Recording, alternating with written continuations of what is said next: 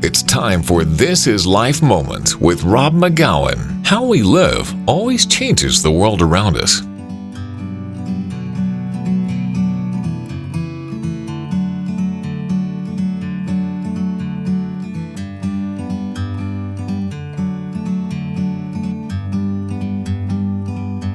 Like a bird on a tree,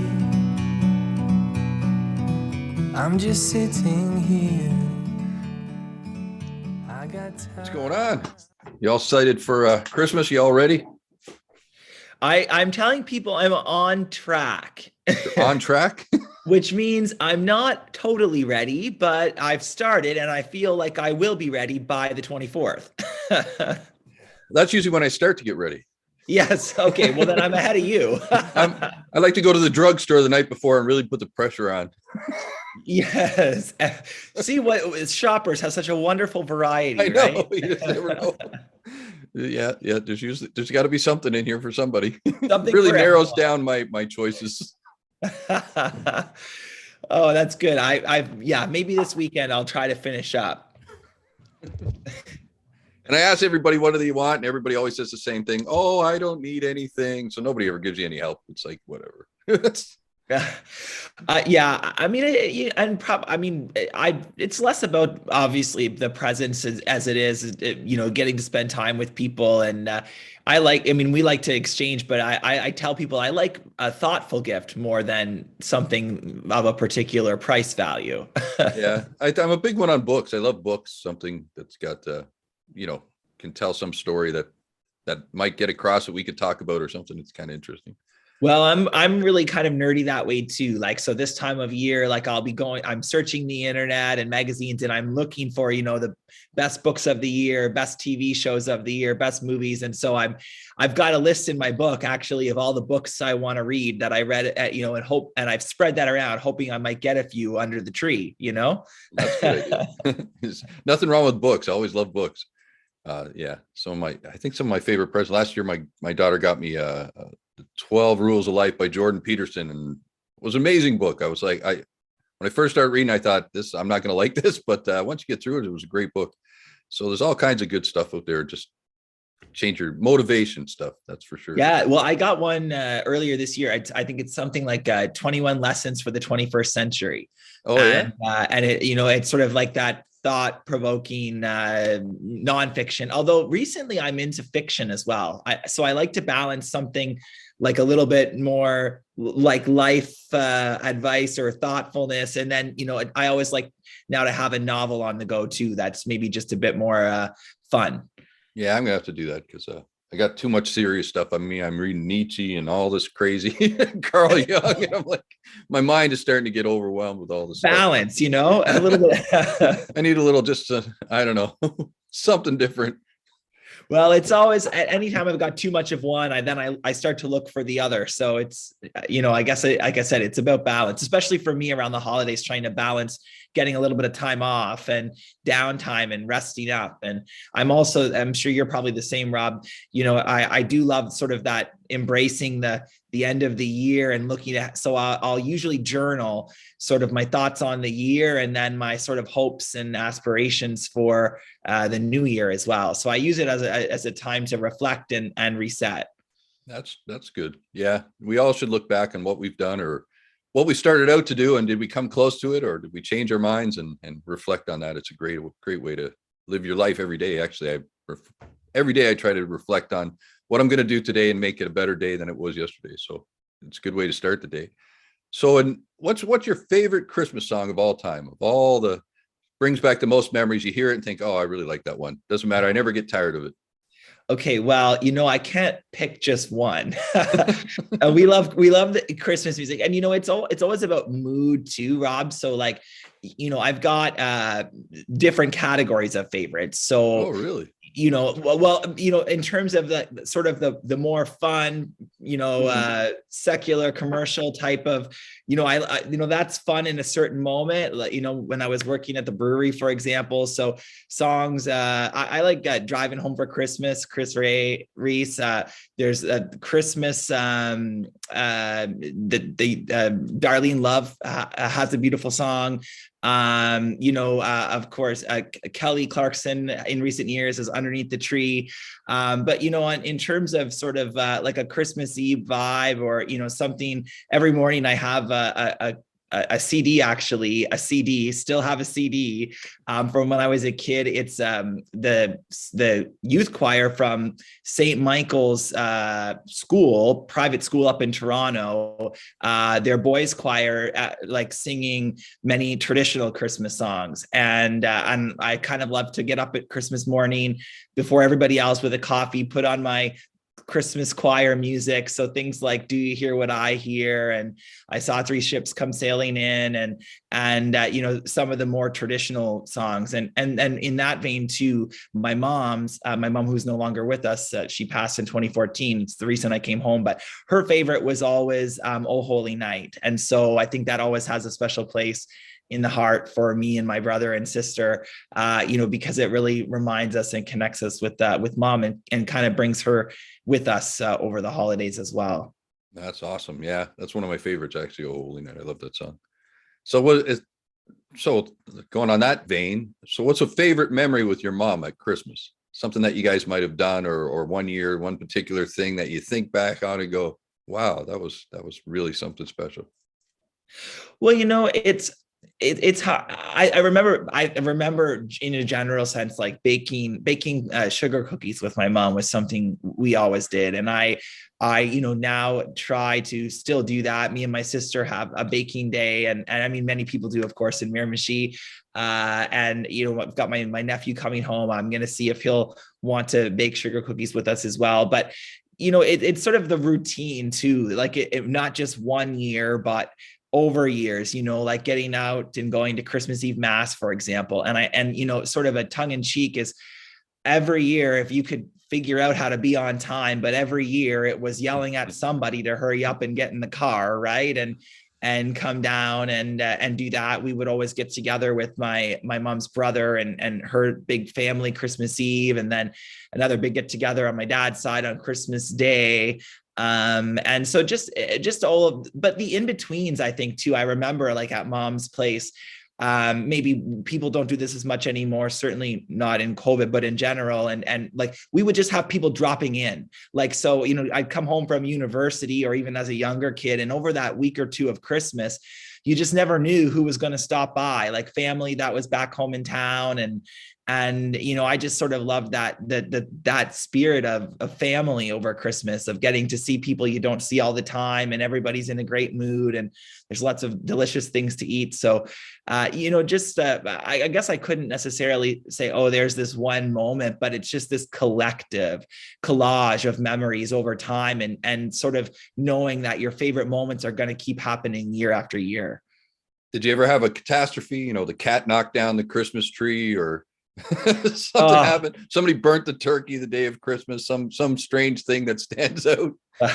Well, I tease my mom when she was with us. So she was, cooking wasn't her forte. So burnt turkey was what I would call the norm. I didn't realize that it could be moist and delicious until I was moved away and living with roommates, and thought, oh my God, what is this?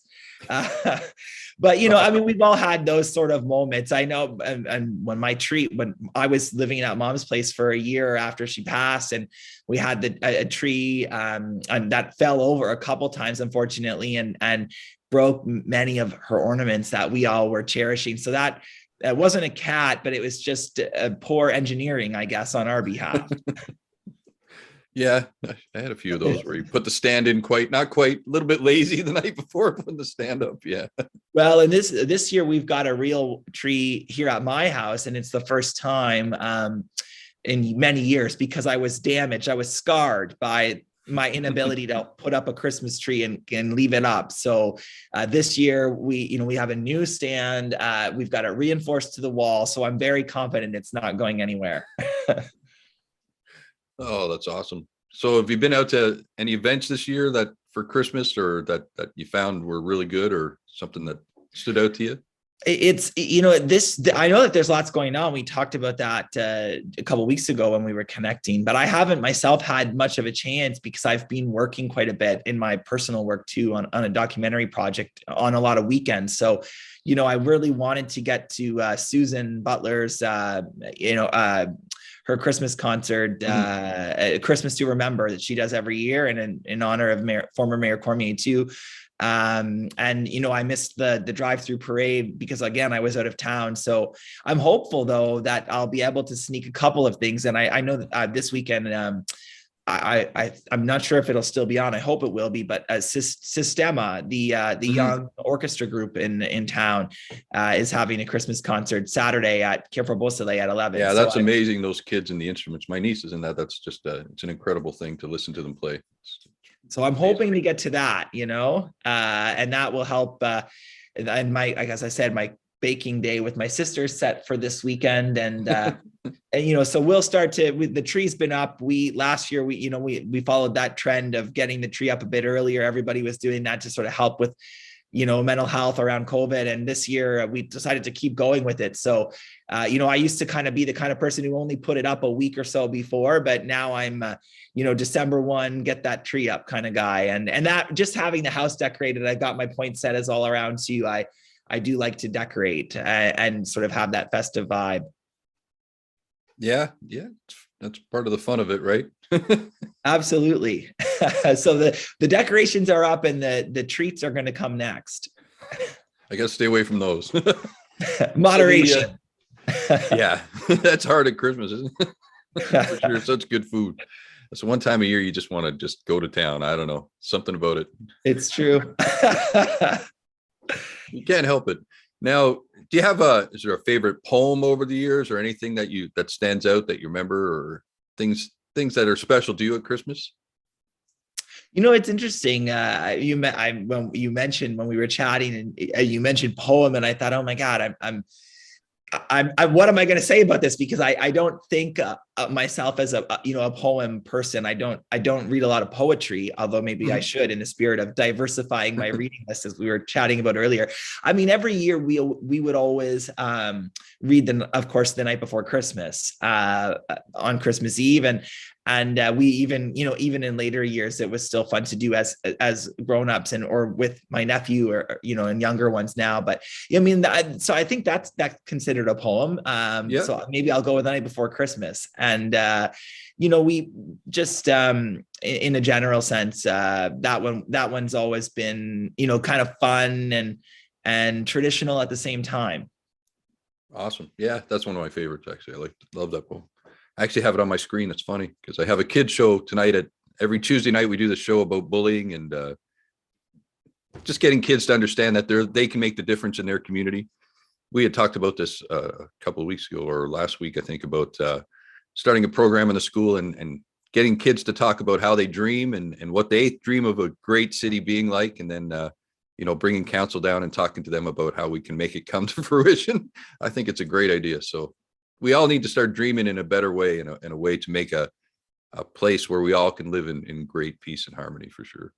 Well, and I mean, it's great to engage the young folks, right? Like, they have lots of great ideas. They're the future, but they're usually quite good at understanding where we need to go and articulating that, when some of us older folks seem to take longer to change. They don't have all the stuff that's weighing us, right, and making us to be negative.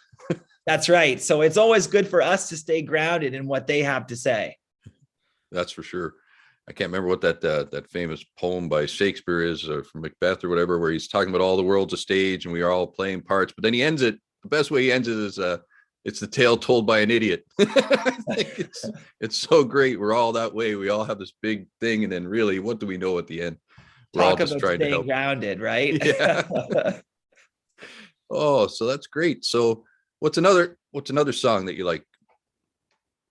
I'm setting you up, because as I play this interview on the radio, afterwards the songs will play. Oh, the songs will play. Yeah. I just, what? I've always loved one of my favorite classic Christmas albums, Kenny and Dolly. Oh yeah. So Home with Christmas to Bells On. Remember or something, I think it's called. Yes, yeah. Home and I'll Be Home with Bells On is always puts me in a good mood. Oh That's probably yeah. my favorite track from the album. Oh, I remember those Um, specials. Remember those days you used to sit around the TV with your parents or your grandparents or whoever, and the Dolly and Kenny specials would come on, and Oh, the old school yeah. Christmas variety shows. Oh, I love it. Because as you know, Rob, my career is as a television director and producer, and I'm a pop culture nerd and junkie, and I mean all of these things. Like, I mean, that's part of what we love about Christmas, right? Is all the nostalgia. So the Grinch, the classic Grinch cartoon, the Charlie Brown Christmas, even old Christmas episodes of some of your favorite, like we would watch Christmas episodes from Friends, or Mhm. when we were kids, we would love the Home Improvement Christmas episodes, or so and now with of course with the internet and all the streaming services, all this stuff is out there, so you can basically find anything you've ever seen and watch it all over again. Yeah, yeah. And it's fun to watch your grandkids see stuff for the first time, or get their perspective on things. Sharing on that, right? Like one of our favorite, probably my favorite Christmas movie is the two original Home Alones. Classic. And now having my with my nephew and with some of my friends' kids that are in 5, 6, 7 years old, and seeing them see that, it's like it's as much fun or more fun watching the kids and their wide eyes on the whole thing as it is watching the movie itself. Yeah. And I still get a good laugh out of it every year. It doesn't matter how many times I mean, it's essential viewing. Oh yeah. Yeah. It's one of those, it'll make you smile. Anything that can make you smile is a good thing. We need more of that. Well, that's it. And I mean, time goes so quickly, days go so quickly. Like it's, it is sort of like, I appreciate, again, the opportunity to sort of reflect, but also the opportunity to just slow down and have a few days where you don't feel like you've got to be doing this or you have to be over there, like not, everybody's so busy, but you just, sometimes you need to have these moments that force you to slow down, or maybe you are not going to be as good at doing that as you should be. Yeah, I was writing yesterday something about that, because I had left work and I was at work all day doing this idea of how we talk and communicate to each other. I'm really working on trying to figure out a way we can talk so that we lift each other up all the time, because we always go into this default mode. So first thing you leave work, you're in a good mood, the day went great, and you think, I'm going to go home and have my glass of wine or my whatever it is that makes you feel good, go home, have a bath, read my book, whatever. Are you watching me, Rob? Whatever it might be that makes the end of your day great, right? You're looking forward to it, and then you get out, and first thing you know, you're in traffic, and you're like, oh, how did I end up? It's that time of day in traffic, and the guy in front of you is looking at his cell phone and misses the light, and the Tim Hortons lineup's going around the block, and you're not getting through. Then you get to the grocery store because you realize, I haven't picked up anything, whatever it is for the week that I need to get. And you get this big, huge lineup, and people are complaining, and some lady's yelling at her kid, and you're thinking, why do I got to go through this baloney and all this and first thing you do is start feeling like, this isn't right. Why are these people irritating my day? Because we all create our own world, right? And it's you, and we know that that's us, right? Yes, like it's all us and how we see things and respond to them. So yeah, you're right. If we just thought about it differently, right? And if we just, hey, I mean, we have good days and bad, but if we could figure out how to not to let that stuff affect us, right? Well, even more than that, I was thinking about how do we, when we get into that situation, think in a way that changes the world. You know what I mean? Maybe that guy on the cell phone, he just found out some bad information about his mom and he's upset. Maybe none of these things are true, but if we start thinking about people in a different aspect and create a new reality, we start thinking, okay, well, maybe I should be nicer, and maybe I should cheer somebody up in line, and maybe I should do, and all of a sudden the experience becomes a whole different experience. And if we can get our minds and prepared and start thinking about doing things in a better way and in a way that enlightens people and ourselves, what a different world we would live in. Well, but as you mentioned, it's all internal, right? So it's how do you perceive and react to this? So, these kind of things may, at times, of course, it's pretty good. I'm pretty good about these things. I think, like, it's it just, I can't control what's going on around me. So I'm going to just accept that and live in it, and try not to let it get you down. Right. And sometimes it's easier said than done, but For sure. We all errands fall. are errands, we've part of life. Yeah. Yeah. They don't teach you that stuff in school. The mundane part of life, everyday irritations that you're going to go through, how are you going to handle them? Maybe that should be a class. How to cope, right? Yeah. It's not all fun. Most days are like a struggle to get through. So how do you handle the average day for everybody? So yeah, no, that's for sure. And Christmas is the one time we actually think about stuff and do things. And I was upset the other day.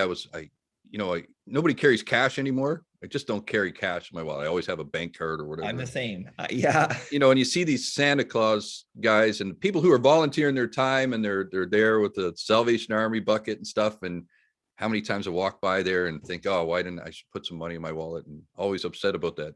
Well, I get anxiety about these things because like I actually got, the first time I saw them, the first couple times I saw them at the grocery store, I got cash out and donated, but that was like a month ago now. And I feel guilty every time I walk by because I've made my donation, but this person doesn't know that. So I don't know why. And it's not even just about the donation, right? I broke it down. I thought, I put some $5 bills in my wallet. So, because every time I want to go by there, it's to talk with that volunteer who's taken their time to change the world and make it a better place. So to me, it's not even about the money anymore. It's about engaging that person who's doing something special for my community. And I that's the way I look at it now. Well, thank you. To your point, that a thank you goes a long way too. Yeah. Oh, for sure. Even if I don't have cash, I always stop to talk to them and ask them what they're doing and how they got volunteered and stuff. I think it's great. Absolutely. Well, and I mean, it takes it. I think that's part of the spirit of the season as well. Is it when we can, and if we have time in whatever way works for us, to sort of take a moment to give back. And that's a big part of holiday memories over the years too. Like food drives when I was in school, like leading food drives and helping out. I used to gift wrap at the mall for charity when I was in university. So some of my friends always say, how do you know how to wrap presents so good? And I say, I was trained.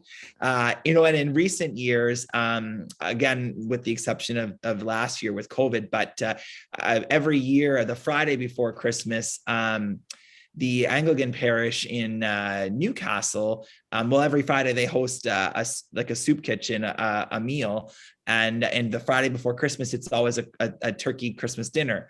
And so for the 4 or 5 years, again, before COVID, I always go there, and it's always to help serve the meal. And it's just to me, that's like the kickoff of my Christmas, and to give back and help out and use that as an act of service to kick off Christmas is always just made me feel so good. I almost feel like it's for me.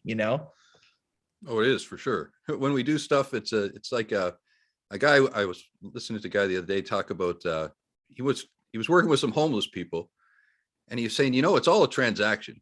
Even being homeless, it's a transaction. You put a sign up says, help a veteran, help me. I have 12 kids, help me. And the person going by that gives you the money or doesn't give you the money, it's a transaction. They want to feel good. They give you a few dollars or whatever, and he says, and you have the choice. You go by, you don't give money. You got two things can happen. You don't feel anything, or you feel bad that you didn't give money. But when you give that money, you're paying for this transaction. So he said to this person, try something different. And he wrote, which was a great experiment. It was strange, but he said on the sign, and the way he got him to write it out was that, I know you help a lot of people and you can't help everybody, but I'm here all the time. And if the next time you're through, or in a month from now, or sometime you're able to help me, I'm grateful for all the people you do help. And that person made 5 times what they ever made that day, because he made it, the person asking for the help had made it about the person giving rather than about themselves. Yeah. And when we learn to do that, take the selfishness out of everything we do at every level we're at, and think about the person that we're relating to or trying to work with, our life becomes better. So I thought it was a great experiment, and it was just amazing how much difference it made by changing the language. Well, interesting. My mind goes to the fact that the homeless person did exactly what you're mentioning, but sadly, what yielded the better returns was appealing to the selfish self of those who were giving. Yes. So Deep down, isn't that what it really comes down to? We're all trying to feel something good about life and do a good life and live a good life. So we got to find a way to get the best out of each of us. that's right. That's all we can really do. Oh, for sure. Yeah. Well, is there anything you how about a mayor's message for Christmas for the whole city and for everybody? Very good. Well, I mean, Rob, it's always great to chat with you. And I do love these holiday chats as we get close to Christmas. And again, having that time to sort of slow down a bit, have some fun, have a nice conversation with you, just like we're all going to be doing, with family and friends over the next few weeks. And certainly, I do want to wish everybody out there a very Merry Christmas. And the very best, as we would say, for the new year.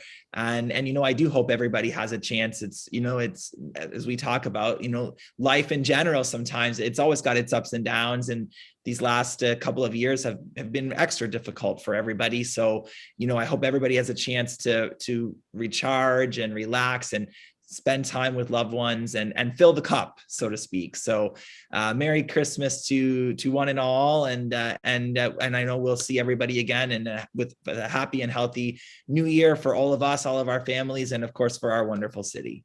Well, we want to thank Mayor Adam Lordon for another great year and helping out our city and stepping forward to make a difference, and for just always being there when we call you and ask, what's going on in the city. You're always willing to step up and talk and let us know what's going on. So we thank you for that.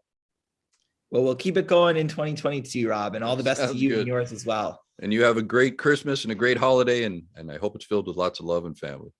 Likewise. God bless. See you later, Adam. See ya. Perfect.